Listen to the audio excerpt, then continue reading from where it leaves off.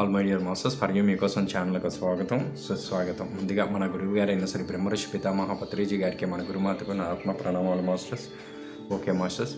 Sir, Sri Krishna సందేశం శ్రీమద్ భగవద్గీతలో 19వ శ్లోకం గురించి మీ యొక్క వివరణ సార్.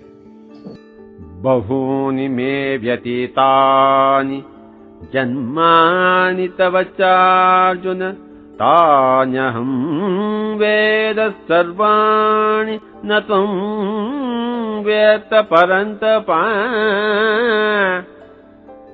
అనేక జన్మాలు నీకు నాకు ఉన్నాయి, అందరికీ ఉన్నాయి.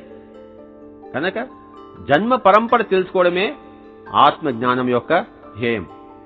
బుద్ధుడు తన జాతక కథలు తెలుసుకున్నాడు, కనుకనే అతడు బుద్ధుడయ్యాడు. మనం కూడా మన జాతక కథలు తెలుసుకోవాలి. ఇక్కడ కృష్ణుడు అంటున్నాడు, నాకు నా జాతక కథలు తెలుసు, నీకు నీ జాతక కథలు తెలియదు అని చెప్పేసి. మన జన్మ పరంపర అనేది ఎవరైనా చక్కటి హిప్నోటిస్టు మనల్ని హిప్నటైజ్ చేసి మన గత జన్మలోకి తీసుకెళ్తే మనం చక్కగా మనం చూడవచ్చు. దీన్ని ఏమంటామంటే హిప్నోటిక్ రిగ్రెషన్ అంటాం. అదేవిధంగా ధ్యానంలో మనం చిత్తవృత్తి నిరోధం చేసుకుంటే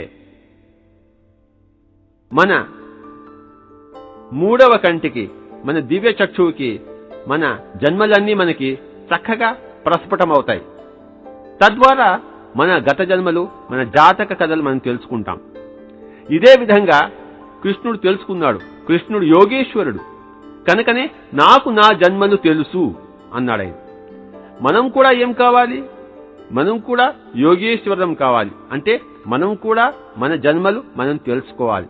ఏ విధంగా అయితే కృష్ణుడు తెలుసుకున్నాడో అదే విధంగా మనము తెలుసుకోవాలి. ఆయన స్థాయికి మనం ఎదగాలి. అప్పుడే ఆయన సంతోషిస్తాడు. Okay sir, thank you sir.